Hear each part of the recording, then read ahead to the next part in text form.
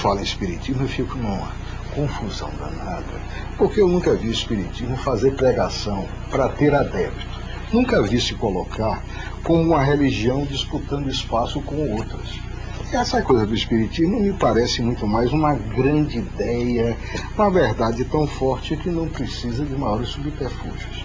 Mas como é que se explicam coisas essas como a frequência, ou pelo menos o conhecimento, talvez antes não se tivesse tanta informação, do pai que ou do menino que mata a avó, da menina que contrata o namorado, o irmão do namorado para matar os pais?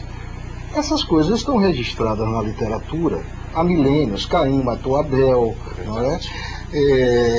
Os gregos escreveram sobre tragédias de filhos matando pai. Se o ser humano é essa coisa, em princípio, boa, porque também, em princípio, foi feita a imagem e semelhança de Deus, por que acontecem essas coisas? Porque nós somos herdeiros dos nossos instintos primários. No processo antropossócio-psicológico da evolução, há uma predominância muito grande dos nossos instintos. Nós abandonamos alguns dos instintos primários, porém ficamos com 3 deles, que são o instinto da reprodução, através do sexo, do repouso, através do sono, e da manutenção da vida, através do alimento. Toda vez que um desses 3 instintos é ameaçado, nós nos asselvajamos. O animal, denominado selvagem, somente ataca quando agredido ou quando tem fome. O ser humano não. Por causa dos seus distúrbios psicológicos e de comportamento, ele agride. Nós vemos aí, nesses exemplos enfocados, o tormento da libido. Era a menina que os pais não desejavam aquele relacionamento pernicioso. É o rapaz que trazia uma herança do seu pai que o não conhecera ou que o repudiara, levando à reação do instinto. Do ponto de vista espírita, tratam-se de espíritos ainda numa fase primária, em que o sentimento não desabrochou, e por consequência o primarismo tem uma predominância animal sobre a sua natureza espiritual. Deixa eu ver se eu consigo. Cremildo de plataforma é uma pessoa de 34 anos. Fale um pouco sobre a regressão. Em que momento ela é indicada como terapia? A terapia de vidas passadas é uma grande conquista da psicologia transpessoal. No entanto, transformado numa verdadeira caixa de Pandora que resolve todos os casos.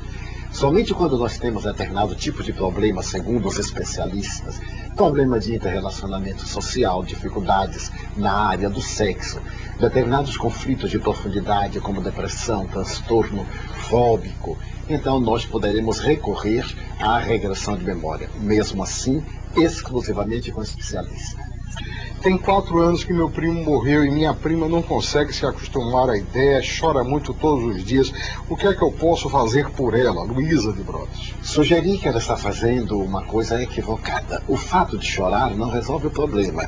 Nesta fase, depois de 4 anos, ela já fez uma depressão psicológica.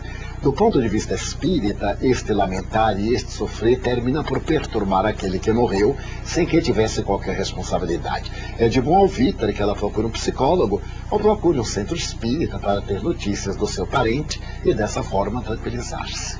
Celida Pituba, 64 anos. É possível que meus pais estejam realmente psicografando ou mandando umas mensagens psicografadas por alguém? É muito difícil de avaliar porque não existem dados.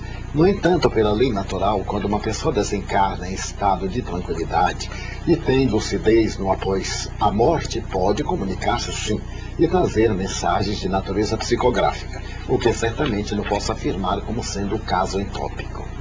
Quando a gente perde alguém querido, qual o procedimento que deve ter em relação a essa perda, na ir da barra? A palavra do verbo perder aí colocada não representa a verdade, porque não se perdem pessoas, se perdem coisas. Pessoas morrem ou desencarnam. Mas o nosso atavismo é tão grande que temos a sensação de que perdemos porque a pessoa morreu.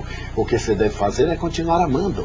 A morte é um transporte que nos leva para uma outra dimensão existencial. O ser querido continua vivendo e se fizermos um grande silêncio interior, poderemos comunicar-nos com ele. Kátia de Pau da Lima, lá sua vizinha. Existem alguns funcionários públicos do Estado que estão em disponibilidade da área de saúde. O senhor não teria interesse nessa parceria? Depende muito da colocação e dos termos em que sejam apresentadas para a parceria. É um assunto que uma conversa particular, com um objetivo administrativo, pode solucionar. Qual o centro que eu posso ir para fazer uma regressão? Liane da Liberdade. Nenhum centro espírita está credenciado para isso. Tratando-se de uma terapêutica, é necessário procurar um especialista. Os espíritas não temos o direito de interferir na área da saúde para não incidirmos em um gravame muito sério. A função do espiritismo é trabalhar o indivíduo para ser melhor, renová-lo interiormente, oferecer-lhe diretrizes de equilíbrio e não cuidar da sua saúde. Sugerimos que procure um psicólogo especializado na área de regressão para que os resultados sejam eficazes. Clerinaldo da Liberdade. Quantas vezes uma pessoa pode retornar à vida? Tantas quantas se façam necessárias. A semelhança de um aluno que está fazendo uma aprendizagem, ele repete o ano tantas vezes quantas se lhe tornem necessárias para poder captar o conhecimento e aprofundá-lo. Desta forma, as reencarnações repetem-se periodicamente até atingirmos a perfeição. Ipiatã, um comerciário, pergunta: a homossexualidade é condenada pelo Espiritismo? Por quê? Porque mesmo desejando mudar, é praticamente impossível. A opção sexual é do indivíduo, como a opção de seguir esta ou aquela atividade com a qual se compraz. O Espiritismo não condena, ele esclarece. A opção sexual do indivíduo dá-lhe direito a ter a sua vida normal. O que o Espiritismo recomenda é que nós não nos tornemos promíscuos, seja na hetero, na homo ou na bissexualidade.